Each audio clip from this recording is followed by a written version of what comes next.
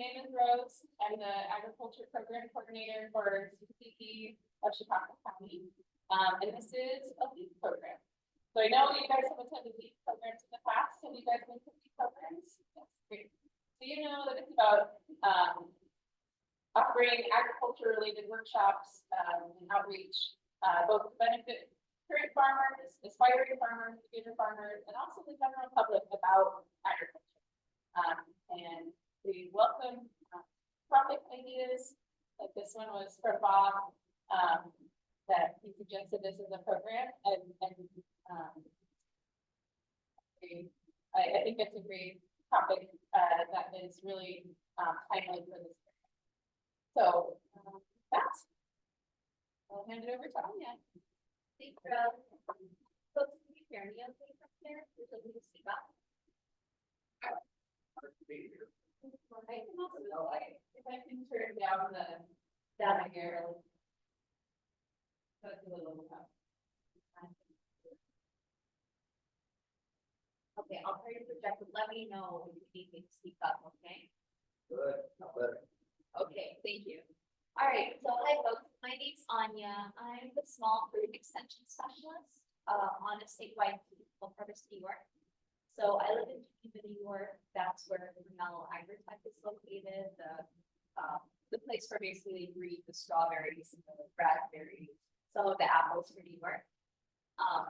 So I'm going to talk to you about high kernel raspberry and blackberry production, and there will be a tiny bit of information about high kernels in general, and a bit more information about raspberries and blackberries in general, but I am hoping that this will be the most useful for people who want to make money off of raspberries and blackberries. But I'm going to try to convince you why growing in a high kernel is a really good investment. But it is an investment.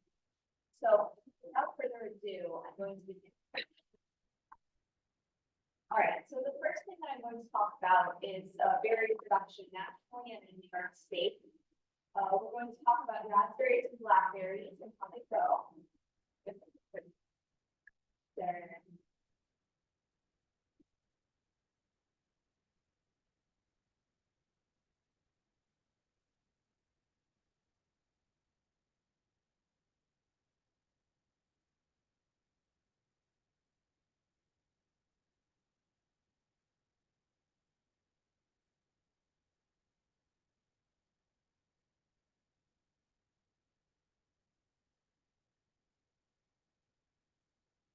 I don't know, or it looks good. The setting looks good. Okay. Well,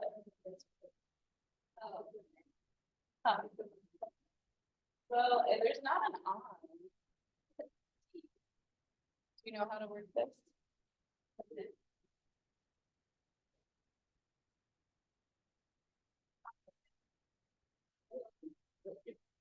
So,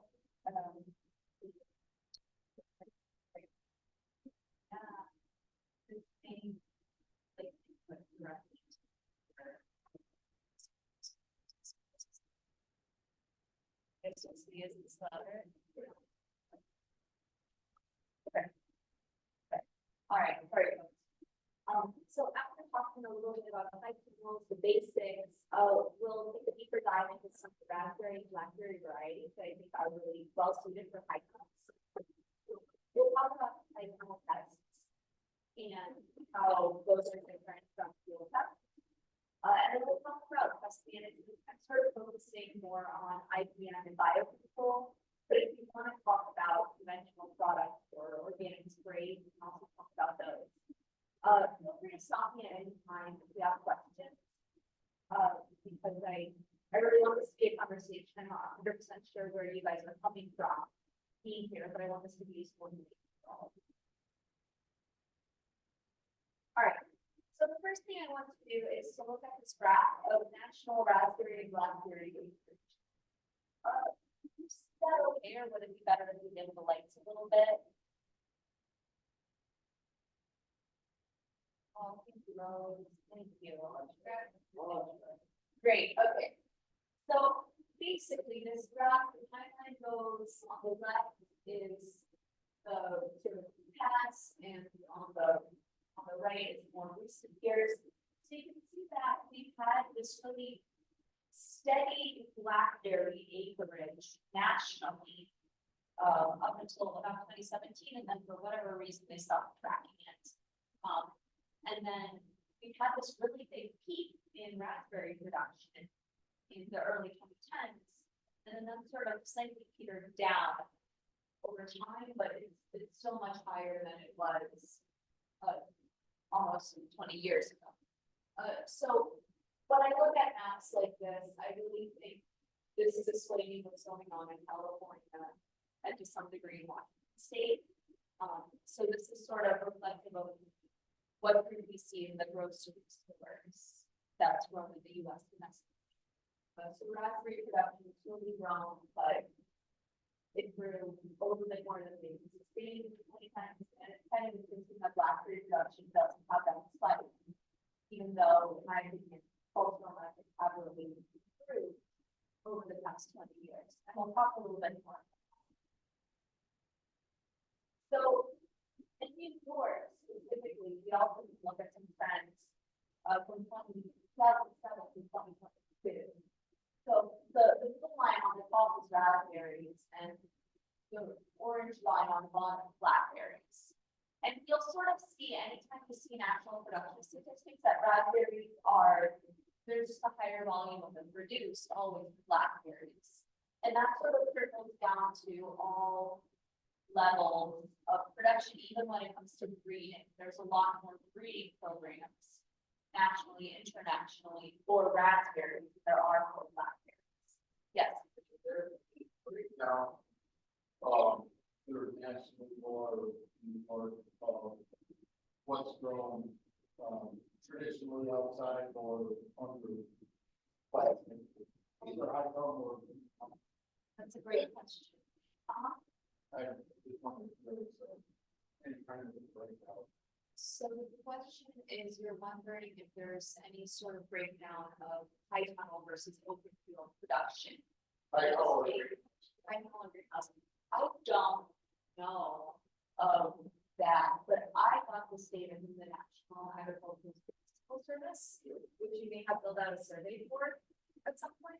So I would check their website, and they track all sorts of weird stuff, but they also don't track all sorts of weird stuff. It's a great question.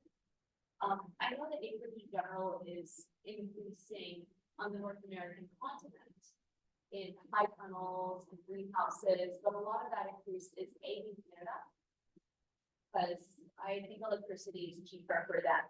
So it just makes more economic sense to build greenhouses, whereas in New York, we might go bankrupt heating it, keeping the lights on. And then there is greater adoption of high tunnels, but not greenhouses, also in really big operations, Bristol's, especially out, but a little bit of work too. But That's kind of what I wanted to I don't know, it's your, a large chunk of it. yeah, Something like this. yes. So I wanted to see for all of those. Cover. I think at this point, anything sold by Bristol is going to be undercover when it comes to raspberries and blackberries. Strawberries, I think, are open field a lot of the time. With raspberries and blackberries, those tunnels are they really help them produce well. So looking at the graphs in Florida, you can also see that between 2017 and 2012, there was a spike in raspberry production and the corresponding decline in blackberry production. Then blackberries sort of started to rebound, and raspberries over the past 10 or so years have started downwards and downwards. So I have the agrees.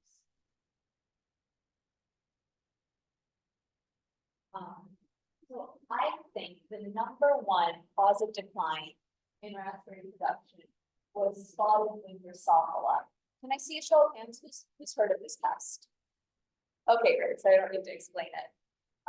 But yeah, that came into New York around 2010. And raspberries were the hardest hit by this pest because of the nature of the food, blackberries too. Harvest this labor, I'm sure you all are very familiar, it's just increasingly a challenge. And the labor costs associated with pruning and maintenance of these plants are also not significant. So I think together these factors combine to make this a crop that's really challenging to grow at scale unless you have, unless you already are comfortable with running a good spray program. And unless you have a new source of labor for other things that you're not too, so you don't have to find folks just for the harvest. So now we're going to talk a little bit about raspberries and blackberries as sort of as a type. So we together refer to this group of plants as brambles. And the most important things are that they have perennial roots, so roots that can live 10 to 15 years productively, longer in like weedy wild situations, but for commercial production, we think 10 to 15 years. And then the stems, which we call the canes, usually end up calling like the canes from now on, they will either live for 1 season or for 2 seasons. And the thing about the canes is that they fruit and then they die. So sometimes it takes them 1 season to fruit, sometimes it takes 2 seasons to fruit, but the tissue that fruits, it dies back. And so raspberries and blackberries either be very thorny, which is common, a little bit, which is also common, or thornless, which is not very common. That a gene that a lot of breeders don't really know what causes the thorns yet. And we think it's 2 different genes for raspberries and for blackberries, which makes it hard too, because even if you figure out how to do it for raspberry, if you don't know how to do it for blackberry, it's not the same finding. So they're hunting for that still, but it's hard. And they can also be upright, which means that the will grow, all the way up to my height and not really want to fall over. Semi-upright, so grow up to about my height, but folks sort of moving over the ground as they do that. Or freely, they don't even try to stand upright, they're just gonna fall over the ground. And so let's take another closer look at the anatomy of these questions. So these raspberries have a root system, and one thing that the picture doesn't show very well is that root system can be very deep, very deep. So raspberries are pretty good at finding water. And they will travel under the ground and send out these rhizomes, which will search for the ground and emerge, which is why raspberry patches tend to spread over time. And that could be really hard to manage. And then, yeah, those roots sprout and get suckers, which brought to new seeds. So raspberries, typically, we say that they have phyllocanes and floricanes. So I'll start with phyllo. Phyllo, like trying number 1. Phyllocanes are canes that have not yet seen a winter. Canes that have emerged this season. And then after they go through winter, they become floricanes. It would have been nicer if they called them like phyllocanes and second canes or something like that. But they call them floricanes. And the reason why is that typically in wild, like 99% of the wild raspberries out there will only flower after seeing a winter. So that's why we call them floricanes. Now there's more and more breeding being done for what we call phylocane breeding varieties. So varieties that fruit on those first year canes who haven't seen a winter yet. But still, most of the varieties, and I'd say especially like all the older varieties of raspberries and blackberries out there, will be floricane fruiting varieties. So they'll fruit on the canes that have overwintered. What else is important? Another thing that this picture shows is that the canes are sort of fruiting from the tips of the branches. That's normal. They fruit from the tips and then they work their way down. So the flower buds fruit at the top and they go down, and then at the very end, they will fruit at the base. So that means if you're pruning, if you want to prune a cane that's flowered halfway down, and then winter hits, you can just prune that half of it that's flowered off, and in the winter, the second half, it hasn't fruited yet. Does that make sense? All right. Any questions about raspberry anatomy? No? that's important as we keep talking about it, but. I don't know, I think it's interesting. All right, so some basic facts about raspberry and blackberry leaves. The number one thing that I'm guessing most of you have heard is that raspberries and blackberries really need good drainage to thrive. They have this deep root system and they're in the same family as strawberries and as apples, who all also don't do too well in waterlogged soils. The thing is that there's a number of water fungi, oomycetes, called phytophthora, that basically attack the roots and they do really well in those wet soils. So you often see like if there's ever a break in the irrigation line, right where that break happened, there will be a dead plant. Because their roots don't tolerate wet soils. So it's really important to plant them in a well-drained site, whether that means you're lucky if you already have the drainage or you make some raised beds or some ferns or, hill it up a little bit. Or install drainage tile, but that's a non-negotiable. Raspberries, blackberries, and different. They also need a trellis, and I've seen a fair bit of patches of raspberries without a trellis. All of them would be doing much better with a trellis. So I really recommend a trellis. If you want to do commercial production, it'll make your life so much easier. So in the winter also, this could be a bit of a challenge. Raspberries, if you want a summer crop of raspberries, then you need to prune the canes to a density of 4 to 6 canes per square foot. And I'm not going to talk too in detail about pruning tonight, but that can be pretty challenging in terms of labor. So homeowners and people who only want the fall crop, the primo cane crop, if they have primo cane fruiting varieties, they just mow that whole planting down instead. But regardless if you have primo cane or floricane, if you want to keep any raspberry stems in the ground over the winter, the recommendation is to thin them quite a bit, 2 to 4 to 6 canes per square foot. So usually a trellis will be about 2 feet wide. So we say that's 8 to 12 feet per section. And that can be a lot. So varieties differ and they're bigger. Some varieties will send up a lot of really pencil thin shoots that are no good.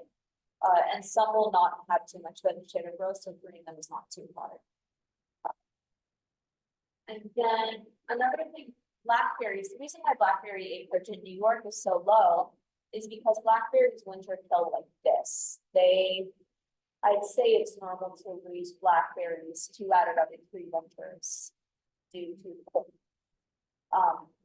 And most blackberries, there are 4 varieties of blackberries that fruit on the primo canes, and all the rest fruit on those floricanes that have to overwinter and survive before they make fruit.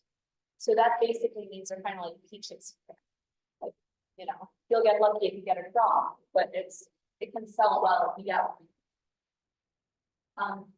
Blackberries are also very vigorous. So if you've ever seen a blackberry plant next to a raspberry plant, it's about twice as tall. That's just their tendency, and they need to be controlled usually by an early season pruning as well, where you sort of block the tops off of the canes. And then that encourages side branching instead of straight upward growth, which makes it a lot more manageable and also a lot easier to pick. And high tunnels. I like them so much because they can increase yield and also fruit size by 50%. So the way that works is that they basically give you more time of year to extract that fruit from those canes. So you get about 2 to 3 weeks early in the season if you want to grow a crop that bears in the summer, and you get 6 to 8 weeks in the late season of good growing conditions. And I don't know why the fruit size increases, but it's a really noticeable difference for raspberries and for blackberries. So there's the trellis structures that are great in the field and also quite good in the high trellis. You have a trellis, which is sort of, I mean, you guys grow grapes, so you know what trellis is. Like, I'm sure. You know, do you ever use the trellis or the bee trellis for grapes? Or is it a different kind of trellis that you use?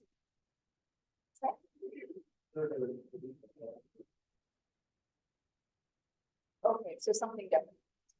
Okay. Thank you.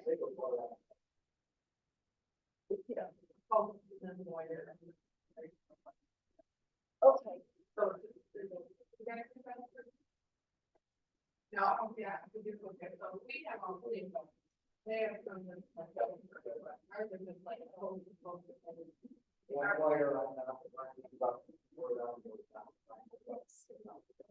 I see. So this is kind of, okay. I'll look after the spots, so see your trellis. Okay, well, that's also great because if you want to get into raspberries or blackberries, you probably have the equipment and the sourcing to build a really good one. That's great. The trellises do need to be quite sturdy because these are very long-lived plants. So you still want to use, the same good wire, the same good wood, buried just as deep. And for raspberries, you want a trellis about 5 feet high. So the trellis shouldn't go all the way past the top of the plant. The trellis should go about 3/4 to 5/8 of the way up to the tip of the plant. And then the plant will stand above it a little bit. And you also want to have a second wire.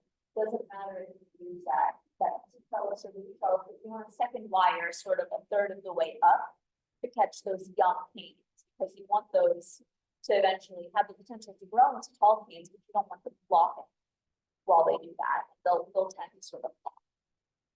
The trellis is also really helpful because it's just a really clear demarcation of where your row starts and where your row ends.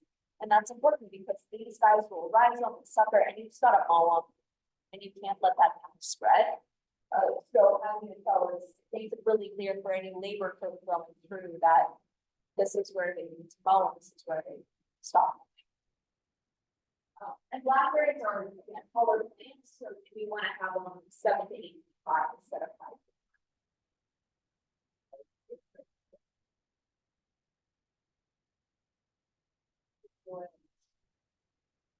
It's so funny. I've never seen blackberries being harvested. I just always look at this. That's true. You know what? Yeah, the question is how do you pick blackberries? I think that is so funny. I actually don't know the answer to that question. I'm so sorry. Yeah. Blackberry.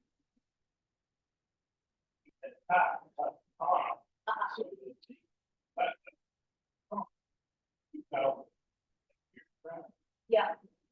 Yeah, you want the side branch. So you put the tips.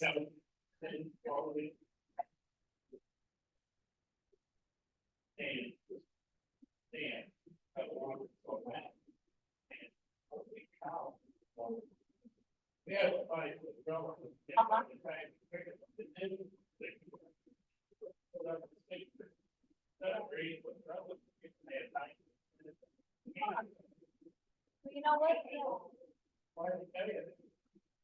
That's a good question. I've been really thought critically about that before, but thank you for pointing that out. So you actually prune the blackberries when they're short to 12 inches tall? Or do you prune the last 12 inches off?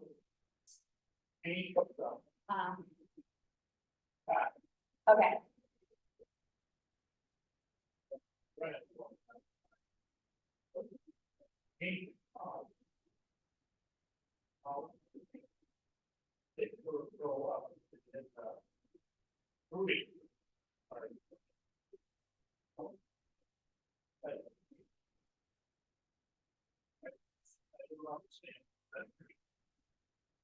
The separation, you think they should just be managed like raspberries? They're not with that machine usually. No, that's interesting. I mean, I know you definitely need a taller trellis structure for raspberries. I think just because the fruiting becomes impossible to keep up with. And they flop over so much. Raspberry, Sure. we have 5 foot. Cane. Only this, Yeah, blackberry, the cane. Goes up or out, right? Made a note to check it out and get back to the group. yeah, I should find a video, of the research group. On how they harvest. I wonder if. The blackberries that I've seen are kind of floppier plants, so they kind of go back down again after they cross the trellis. So we have one goal, black, Black mat, okay. black. But very, because it's very, I see.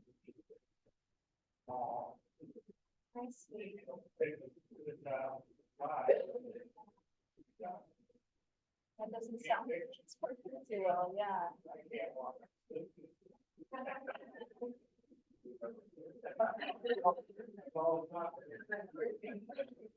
Thank you. Thank you, that's such a good point. But I think, you know, you're gonna have to raise your berries because why, you're gonna get it. I don't care how good it's got, it's berries. That's true. We're gonna talk a little bit about control methods, but I agree, controlling that food supply is gonna be critical for a good fall. Those berries, they get right, they get right, side. Right out of the sun.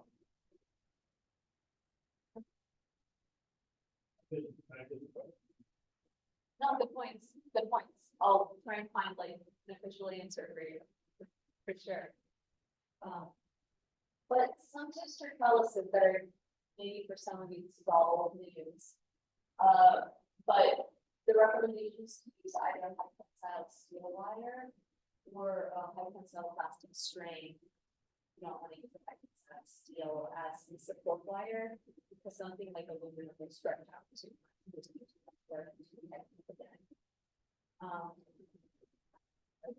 Don't want the structures to fall apart in lots. Ergonomic snap flips, this is a really cool sort of recent invention where it basically uses like one touch to snap the flips lowest and one touch to. So they're pretty good at staying put during the season, but taking them off, putting them on again is just so much easier because you don't have to twist the ties or somehow fasten them with your fingers in one touch thing. So thankfully you're a lot quicker.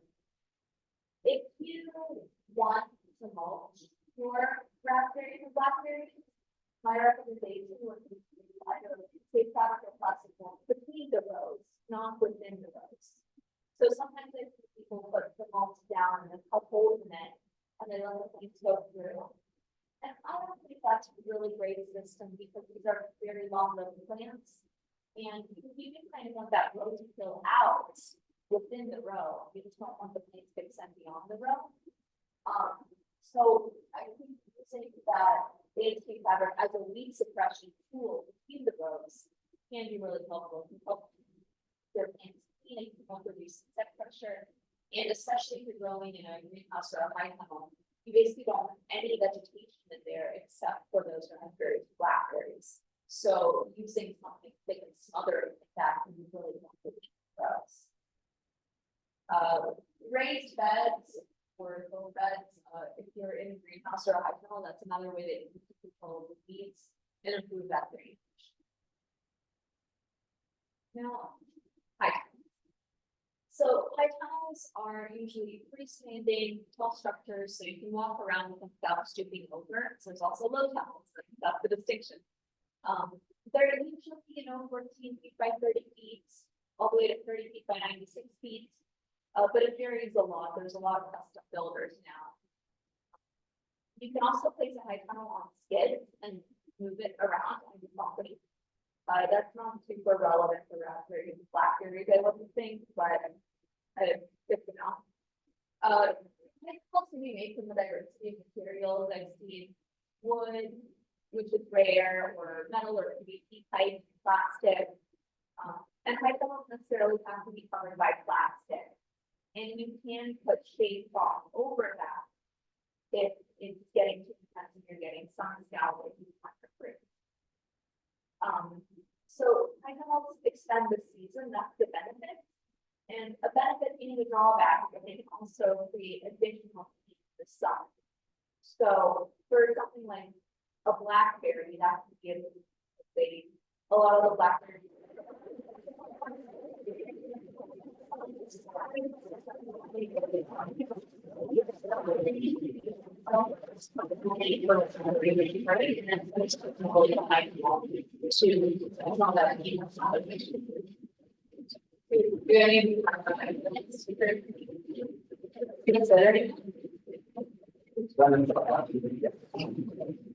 Okay, I'm going yeah, I think I'm Johnson Reed's talk, I believe that's.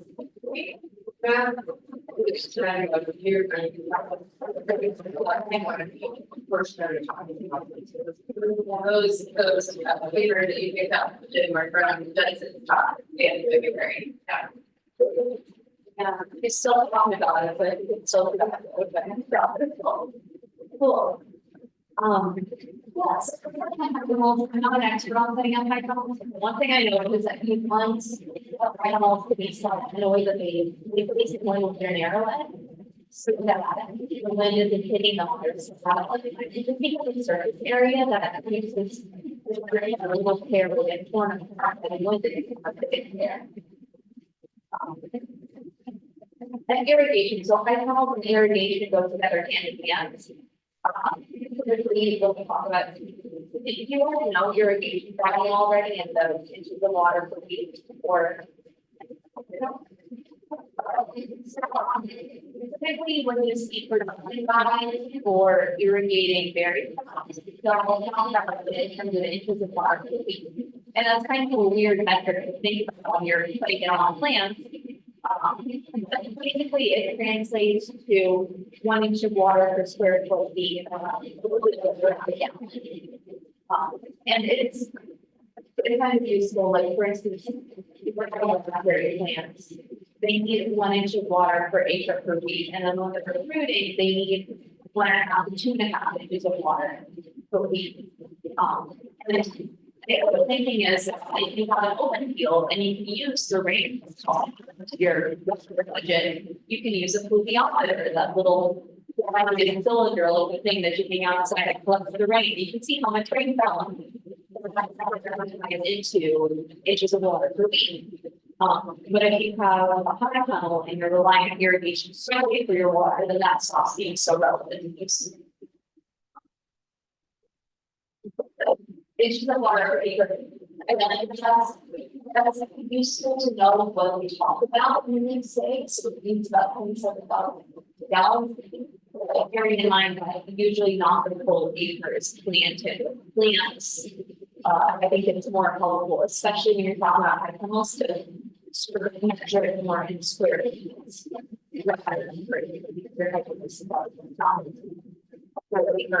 Even within the planted acreage is not. So when you set up your hydroponics, the really important thing, number one, is just having access to water. You have a commercial, so you know, just having it close to a well or however else you fill the water to your crops. That's really important. Really important. So the wells are great for big. It's one of the things very well. They can also raise things that get in very well. You really don't want them to come in with any hedgerows because they can have wild blackberries growing there, which can carry a lot of insect and also diseases that you don't want flowing in. It's also really important not to place it up overground with it soft, because the honey beetles will lay their drops in soft, and the honey beetles love blackberries. And there's There are some controls now for dealing with Japanese beetles, like milky spore, which is the fungus.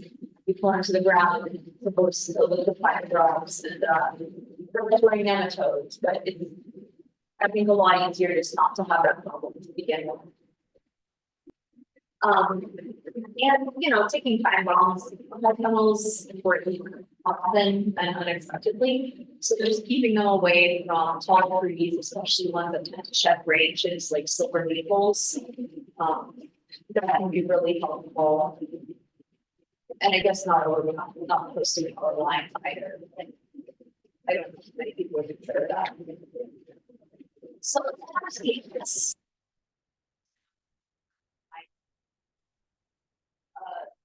Here's for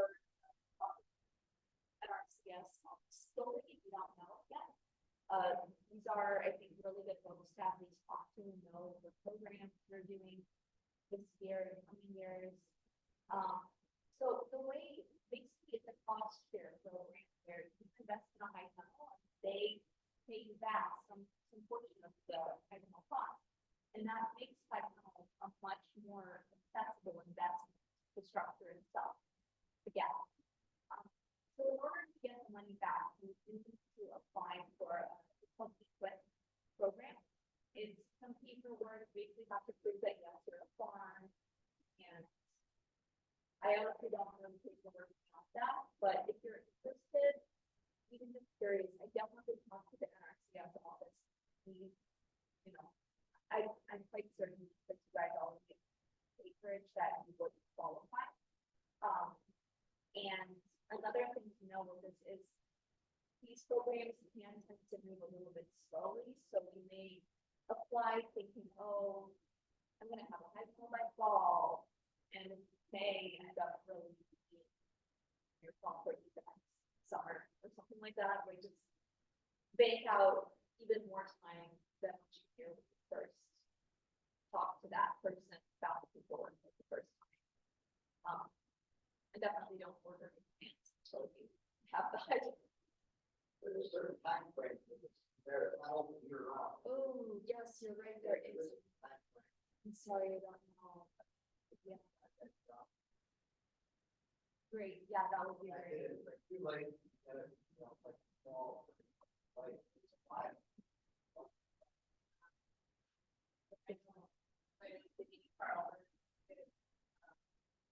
Getting a paper for this initiative. And it was like, took over a year. Then they didn't have someone to do the survey. So I finished it out. So she was hoping to have it. But because they have their elements. They had.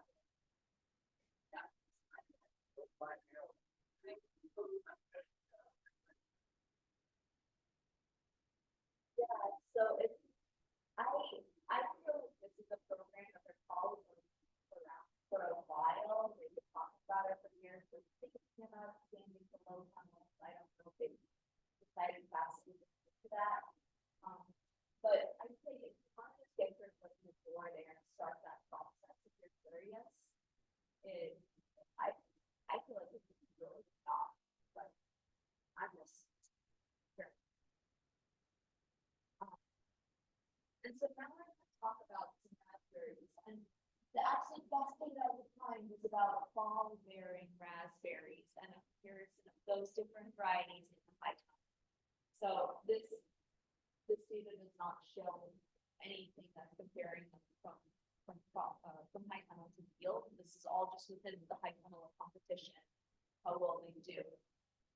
And so the varieties that are covered here in that graph, it's hard to read, but they compared Joan J, Polka, Jacqueline, Caroline, Kimbo Top, Heritage, and Autumn Griffin against each other.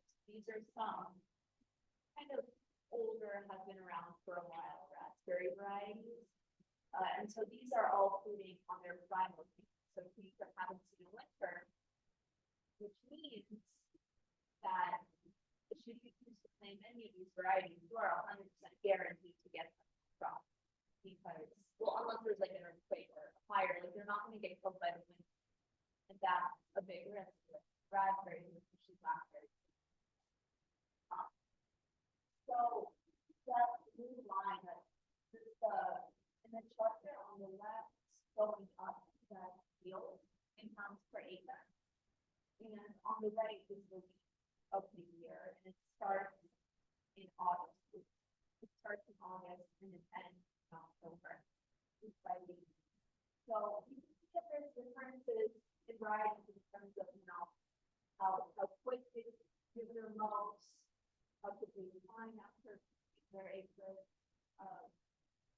Some just never really produce that first place. And a lot of raspberries are like that. They have these different patterns of producing.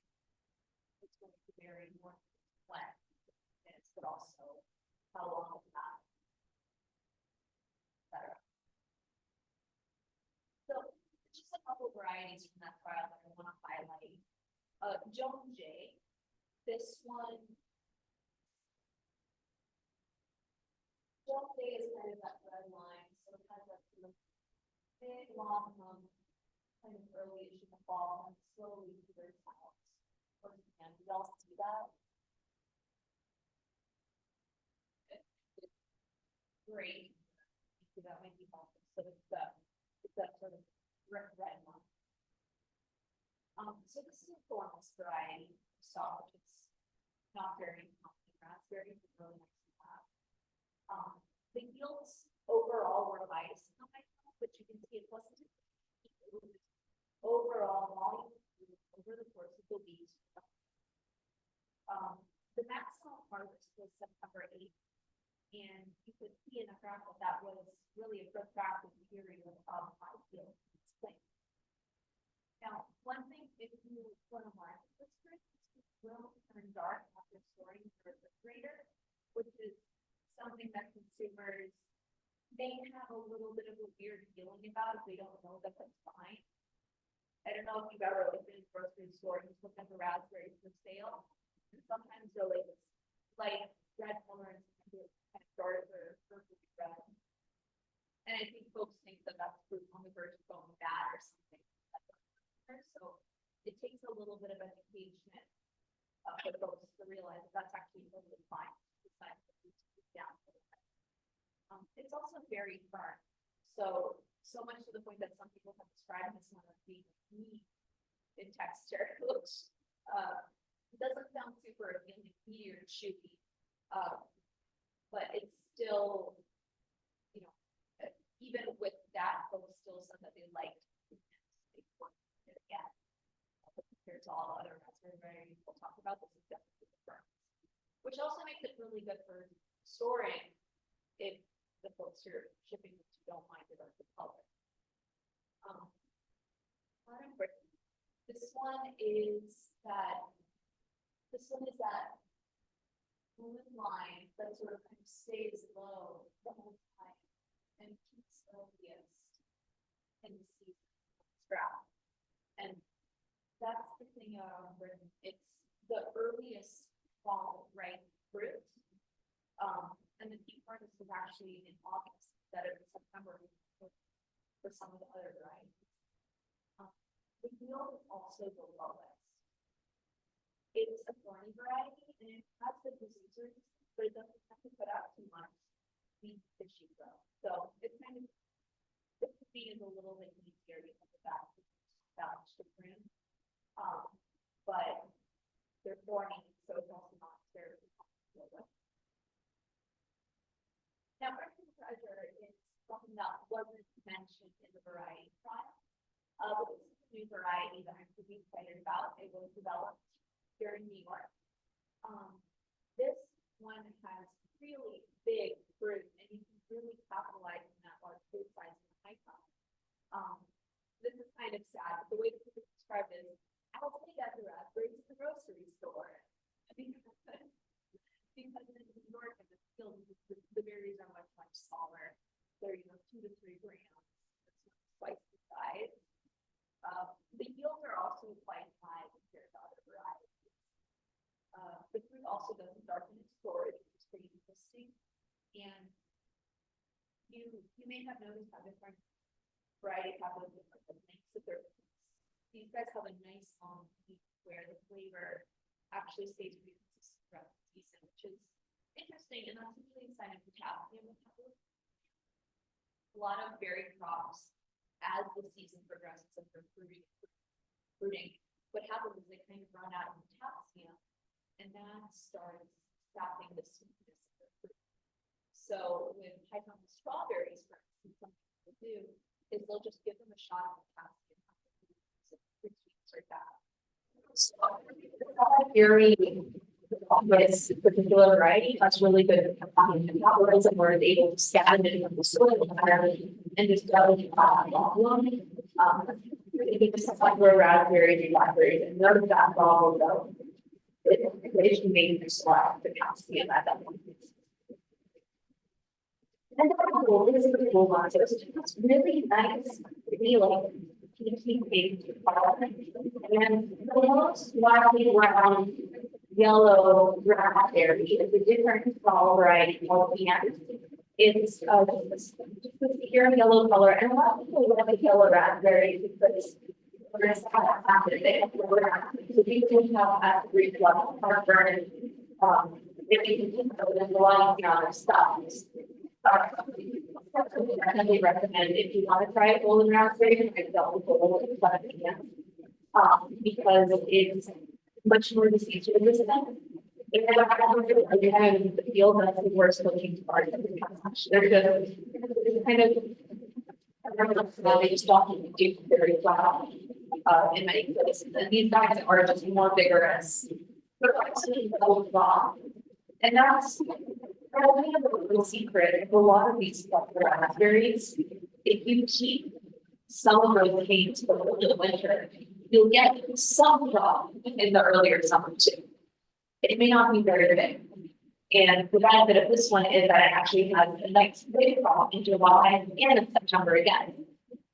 With some, especially like some of those including raspberries, you'll get like some really big. So this one's good to know.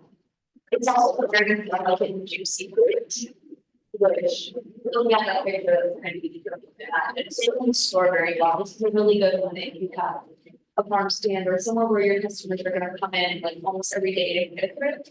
It's really good. But if you're gonna like ship it somewhere, if you get once a week, this is not the food because a lot of holidays that have exceptional storage, you can anticipate, maybe a 3-day shelf life. But probably if you produce any wine or something, then that's a really good place to put the food in your life or your juice lines. But instead of storing it for as long as people I don't great. The need a small intermission, and you'll refreshments. We have tea, we have instant coffee, we have maple candy, and some other little snacky items. And then we move our setup to the smart TV up here, because I think we'll be able to hear and see a little better. That's such a good idea. So, yeah, I think they kind of restrooms are just outside. You guys have probably been here running, but really that'd be great. We would plan taking.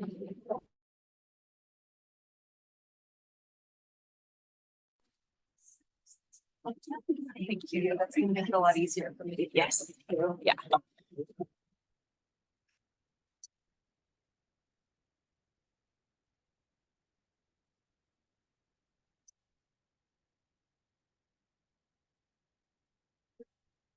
I was thinking of putting it up here, up on the on the green thing, and like pointing towards you. Is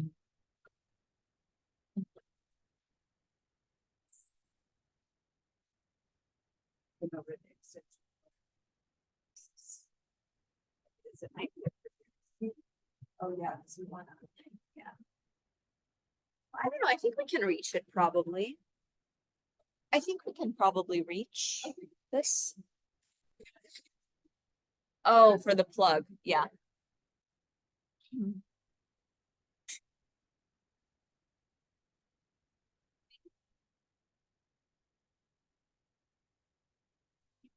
plugged in with USB for the power too, but I found that it's. Okay, good to know.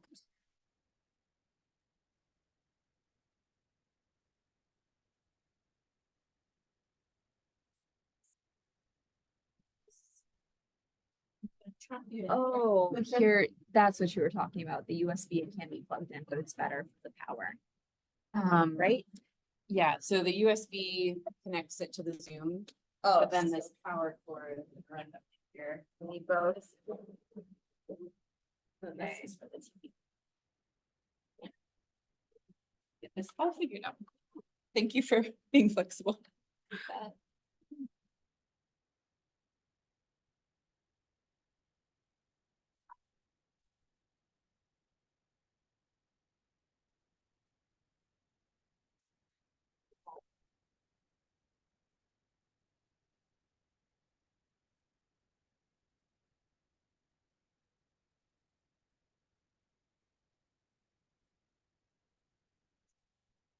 Yeah, yeah.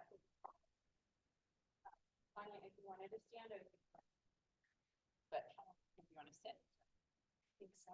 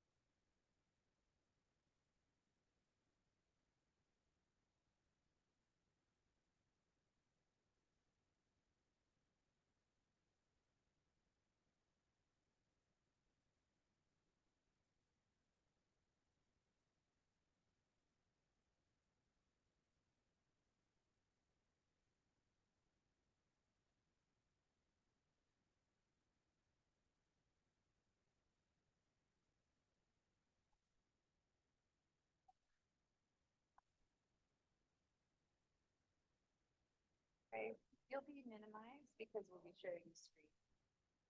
Okay, so then that's fine. Yeah. I think that's fine.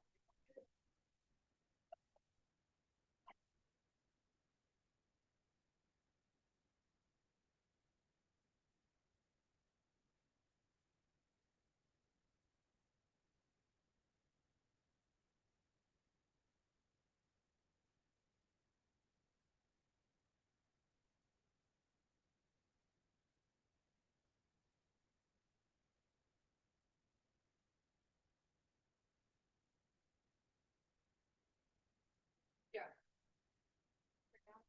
The name loud. And what did she say? She said not manual.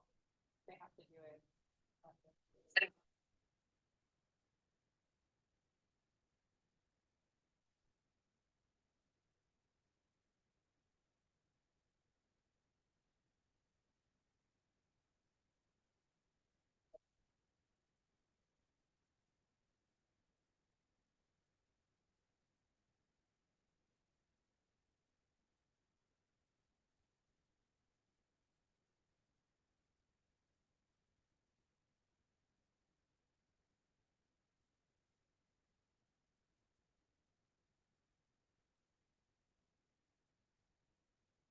Double check the.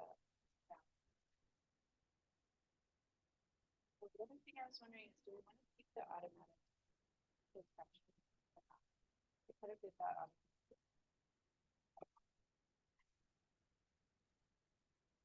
Stability, call it good. Okay.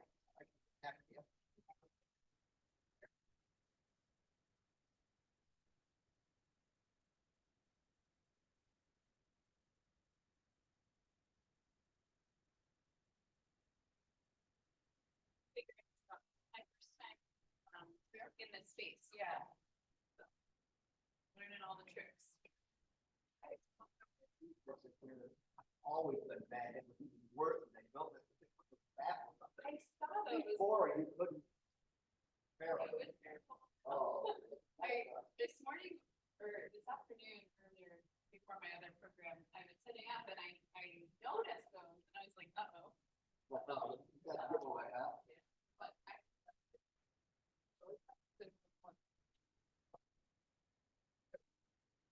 Okay.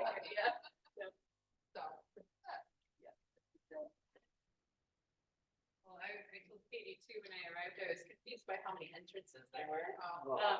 There's the side with the mailbox, and then there's the side over here, which is where I came in. And then there's the front. It's a wonderful facility though, like, I mean, the shop looks great. But yeah, just need to learn all the details of how it grew. All of the family here, it's almost like summertime. Robert? Oh, relative. Oh, yeah. That's pretty wonderful. Oh, nice. Wow, we're at your meeting. Oh, is it the nice one? No, that's. Okay. Perfect.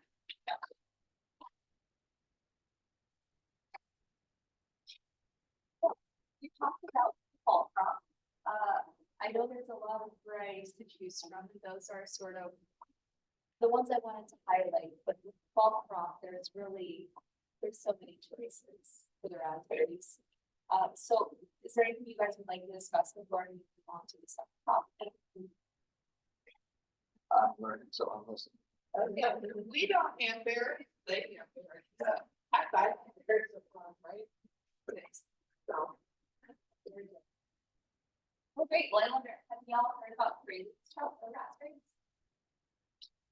I think we had them, right? How do you do green? They did good, but they're very, I think they're too soft, because that's why. That's one reason we took them.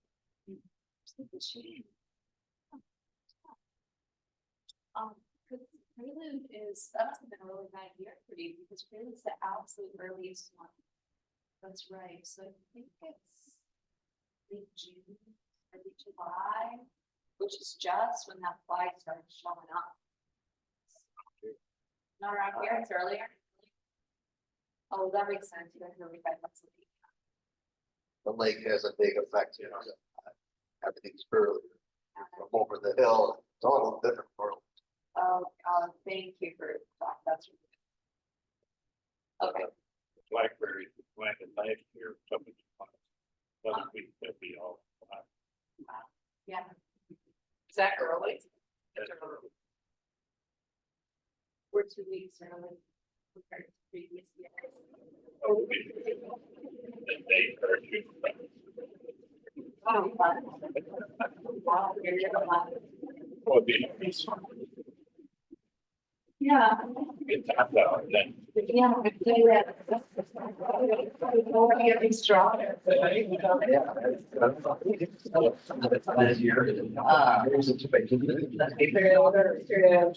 We touched on a little bit of ponies. The first crop often ones go so wild with her because that fruit that they're willing to, and that's why I like recommending prelude is because it's the very first crop. And to be honest, if this variety fruited any later, I don't think I'd be recommending it because it's not really good flavor.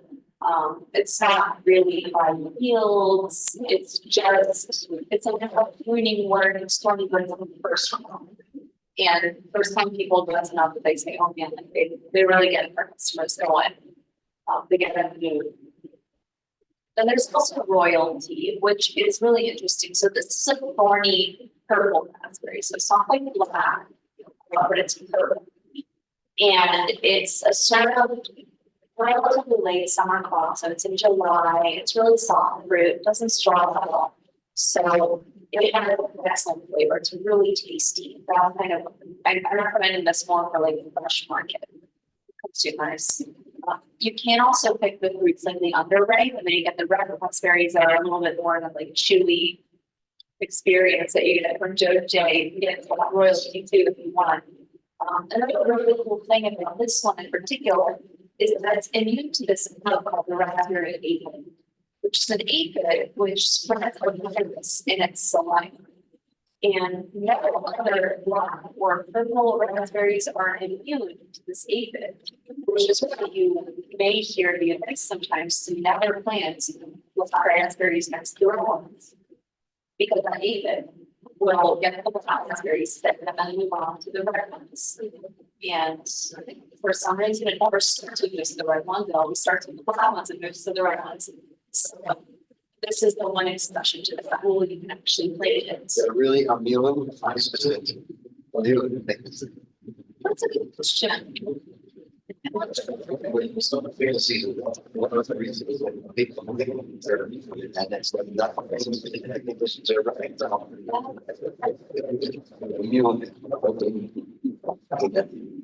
Anything. I think you're right, I think you're right, I think I should have used the word resistant there. So resistance is interesting because it can be just like one single gene giving the plant the resistance. And that's easy for some other pathogen to just overall it. Yeah. But sometimes the resistance can come from like this more complicated immune response or the lack of something that's really critical for the pathogen to survive. And then it's a more complete sort of resistance because the pathogen simply can't get past it. So it's currently.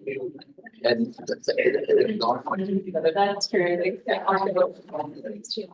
Yeah, good point, good point. So if you want to call it a rainbow of raspberries, if you want the yellow ones, if you want the red ones, these are my recommendations. But of course, remember we're not the same time of year. So another summer crop that I kind of want to highlight is encore. Encore is sort of like prelude, it's the very latest breeding summer variety. So if you look up to blackberries all the way from June through October, you know, now you have the varieties to choose from to have that super long season. It's really tasty encore is. That's generally kind of a thing I noticed for like strawberries and raspberries is that the later the fruit, maybe because it's had more time in the sun, it's usually a lot sweeter than the earlier fruit varieties are. I'm not sure why. Blackberries, you know, I talked about a long time about raspberries. With blackberries, there's a lot less information I want to share with you because I really want to only highlight 4 varieties of blackberries. Not especially, but even lastly for open field production, sorry, my focus is there. So these are located fruiting blackberries. So blackberries that are not scared of winter because they don't fruit on the tissue anyway. If you will test any of these varieties over winter and they survive, you will get a small crop in the summer. But the main cause in the fall, those canes that don't know what cold is. So this, you know, some of the names are really similar, and y'all are growers, so you probably can tell that means that they're on the same program. So this is a final part. I know we figured out the way to make a private cane fruity blackberry, and they just released as many of those varieties as they possibly could because they knew there would be a market for them. This is really rare. This is really special. I will say that Cornell, our breeder with the Weber is working on a private cane fruity blackberry as well. So maybe, you know, 5 years from now, we'll be able to add another one to the list that's for New York.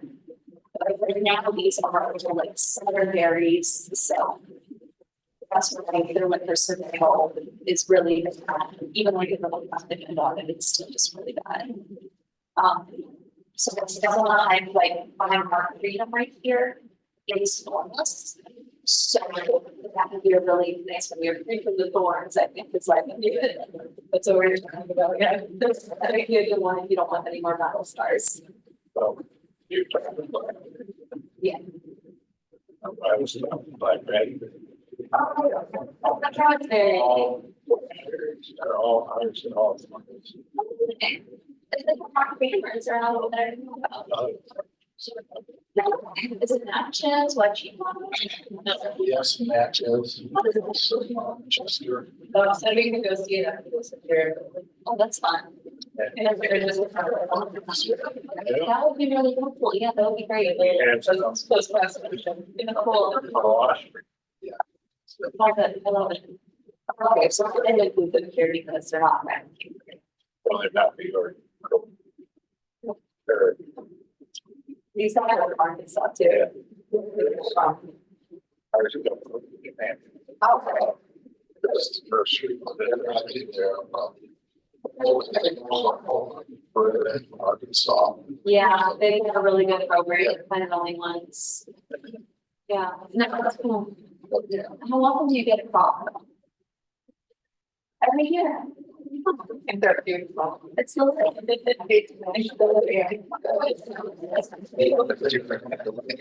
Variety. Well, there we go, and I came here thinking, gosh, I gotta see you guys from those winters, but I didn't mind, we don't need it, that's great. Okay.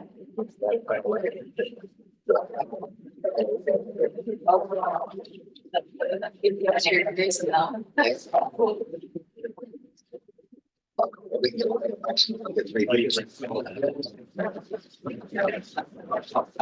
Yeah.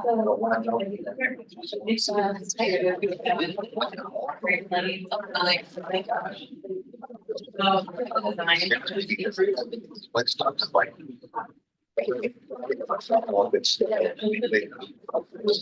It's just be.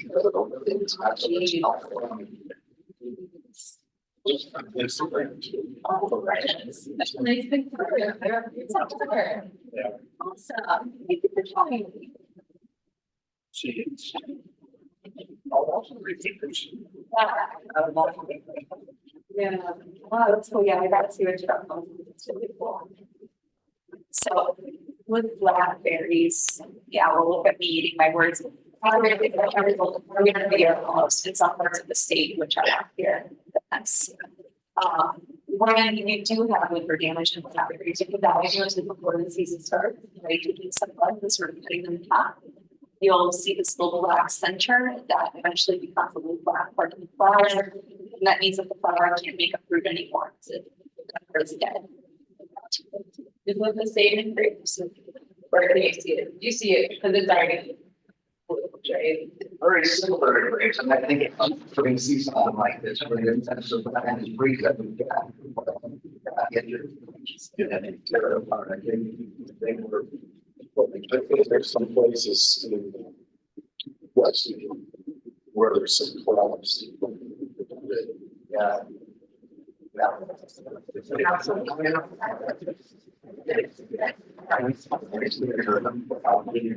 This is it too. Yeah. This is not. Yeah.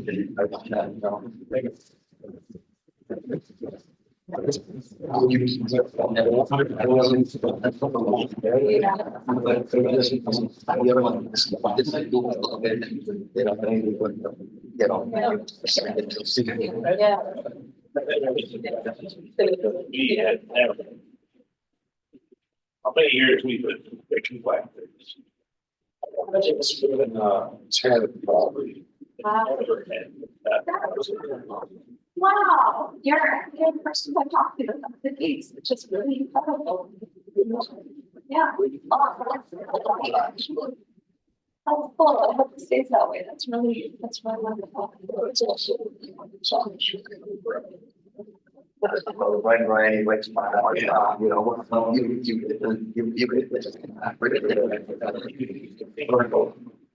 Blackberries on tips. Yes. The ones we planted last year. You can see there's a little spot, that's where they're that's where the ones that got the sun are. It's a little sad. 4 or 5 feet high. You really need those recipes.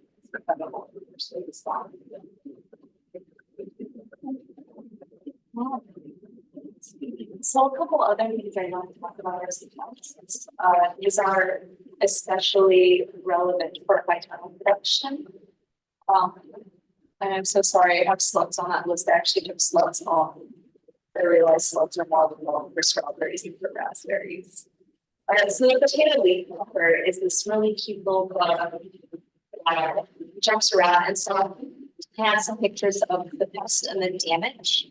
And I'll try to recommend a couple of potato controls that are good for releases in the high tunnels to sort of think about.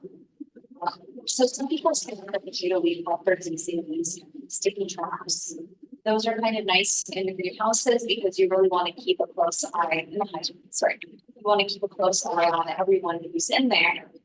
And the sticky grass really lets you do that. So the leafhopper itself is this little green guy who jumps around. And their feeding damage is really interesting. It works almost like a virus or like severe potassium deficiency. But it's really just the toxicity of this so that causes the leaves to curl up and get a funny look to them.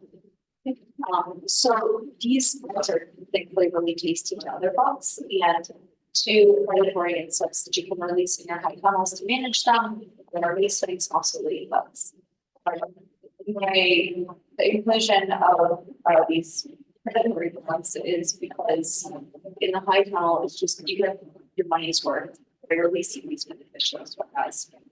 And in the field, I know some people who do them for some crops.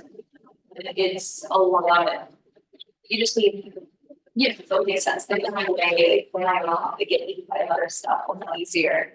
In the high tunnels, you just have a little bit more control over the environment, which is why these guys can help. And then it can also be realized if you're marketing your product, or can produce the spray that you can say, oh, we don't spray, we use beneficial insects. Two-split spider mite is a really common problem. So these guys really like dry conditions, and the high tunnel sort of the beauty of it is that the plants stay dry the whole time, so the spider mites love it. And there's this one predatory mite called Marcellus. It's Celius Marcellus, but most people just call it Marcellus. It's a really voracious predator spider mites, and they'll go in there and just eat them right up. So it's a really good mix.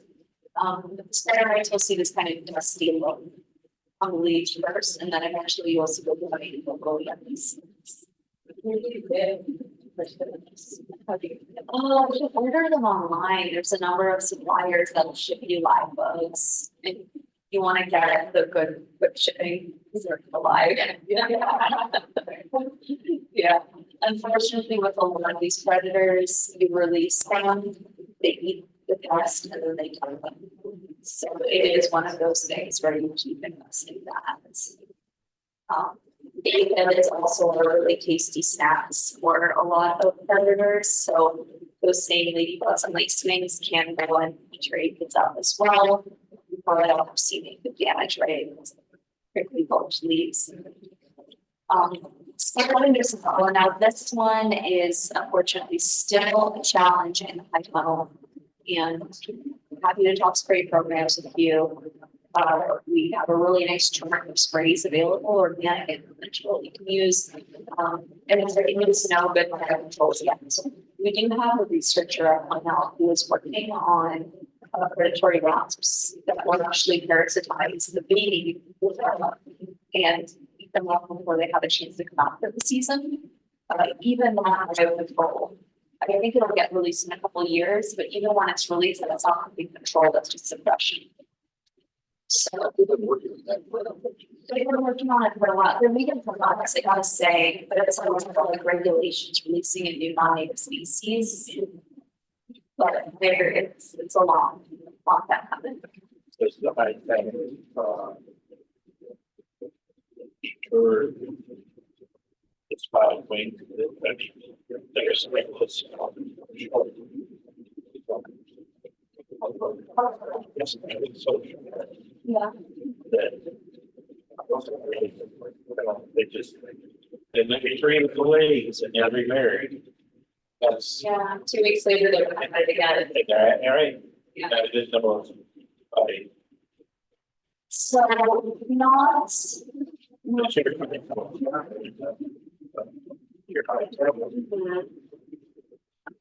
the floor can help and the walls can help. Yeah, but if you keep it really tightly sealed, it can help. But the problem, because especially if you're growing raspberries, you might end up cooking fruit with such a tight enclosed space.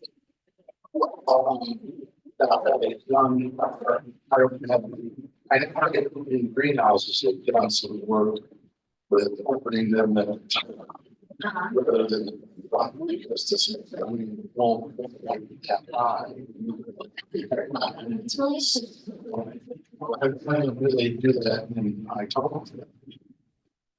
Not that I've seen over a lot of times, but.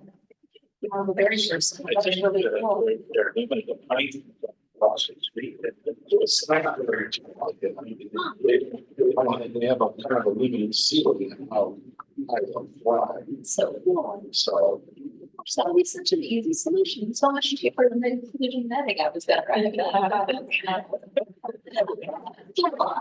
gonna have to.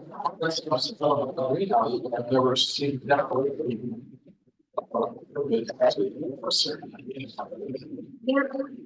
Yeah, I'm gonna have to ask around about that. That's really interesting.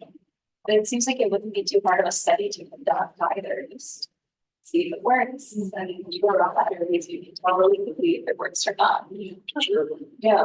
What you do with raspberries, you pick them. Put them right in, cool. Yeah. People buy them if they aren't going to see them.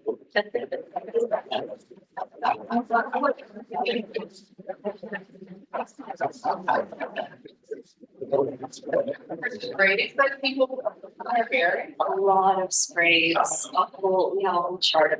and then, no, I just get a question. I wondering, I mean, because you see people selling the raspberries. So you think they probably spray them? Without a doubt. Like, I know there's some people who are organic, sprays of. So, if you buy those raspberries and you let them sit on your counter for 2 days, they might look really different. Days, so if we, they're gonna bother us. They don't carry any sort of diseases. They're just kind of yucky. That's what you made a change. Just like go to the restaurant now, you can get raspberries, lunch on there. This is true. We just have these like cricket snacks this weekend, and the peanut butter treats made of cricket flour. Yeah, that's so great. Yeah, it's pretty much flour. I'm just starting to think about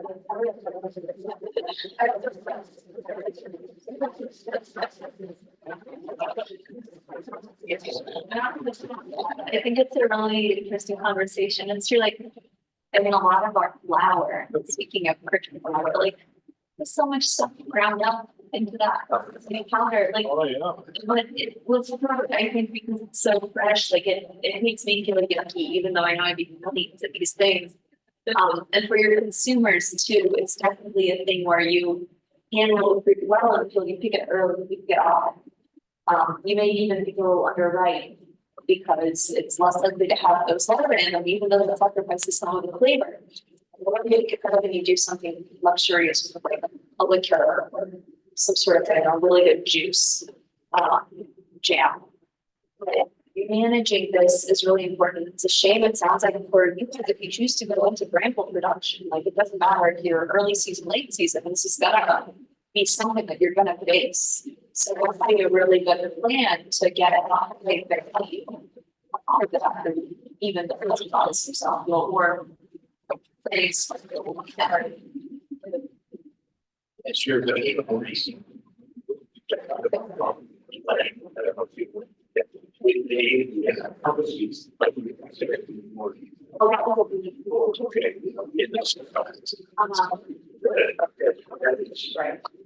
Right. It's from sweeter, but also the what you call it, thing of it there. It makes it stronger, so the very That's really stuff.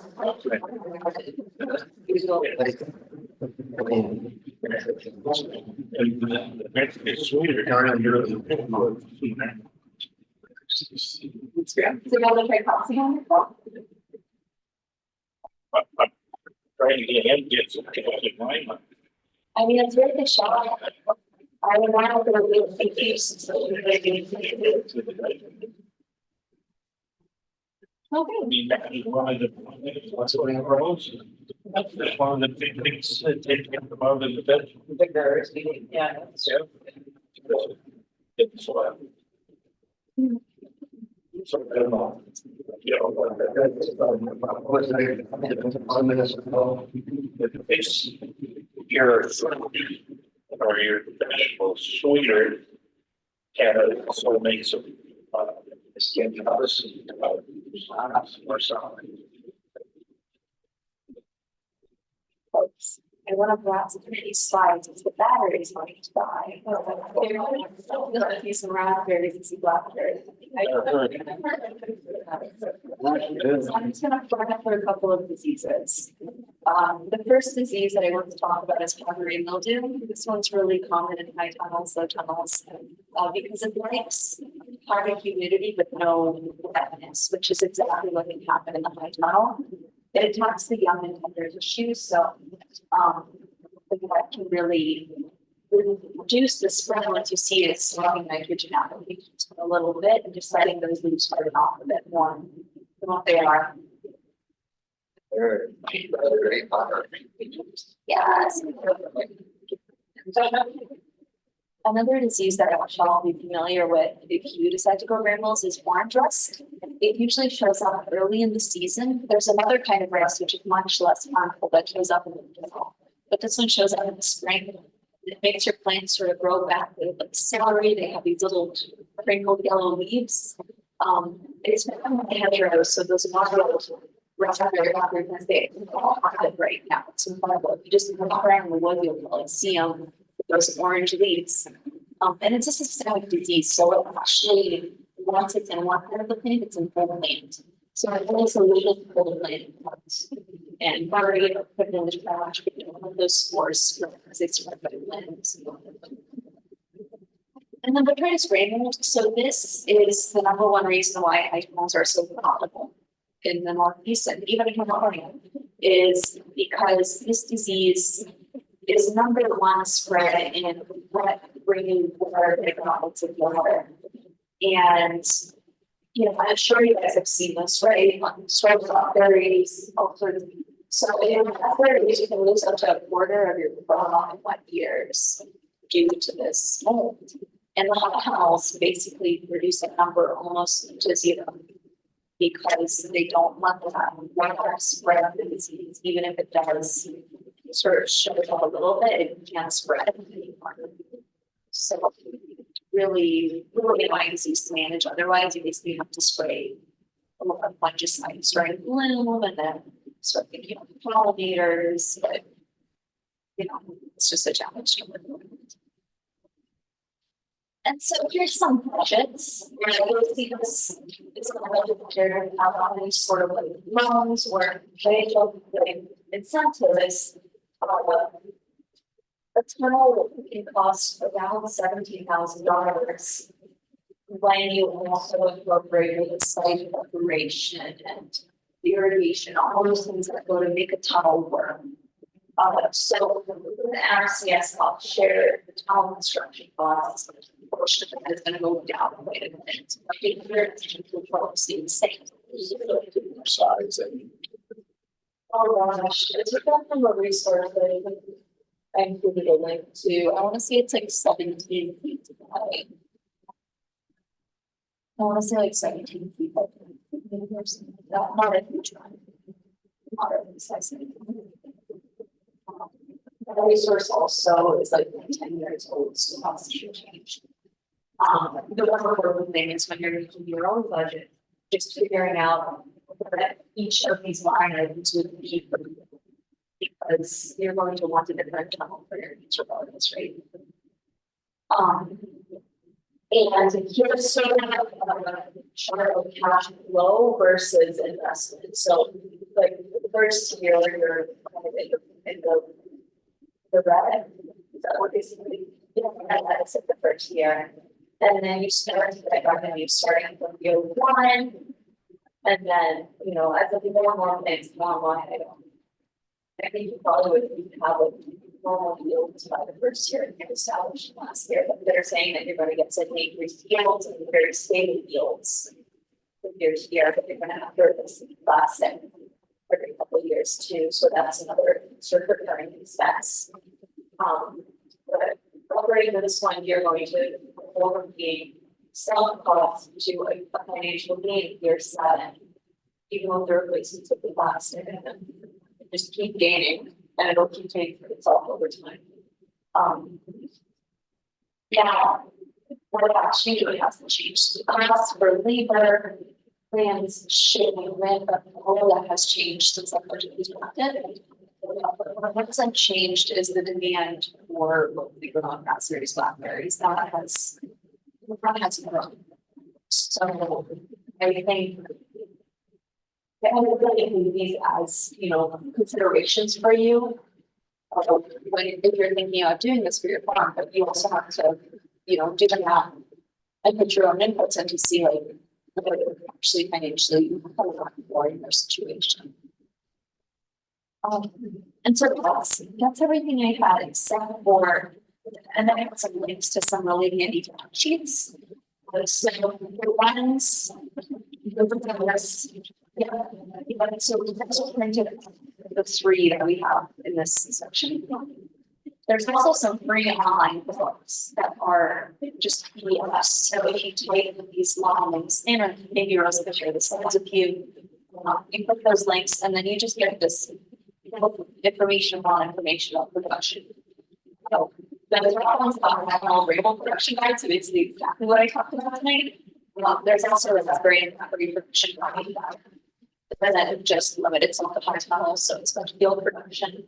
And then the organic IBM production for granules is really great reference on all sorts of sprays that you can apply and how to manage those pests.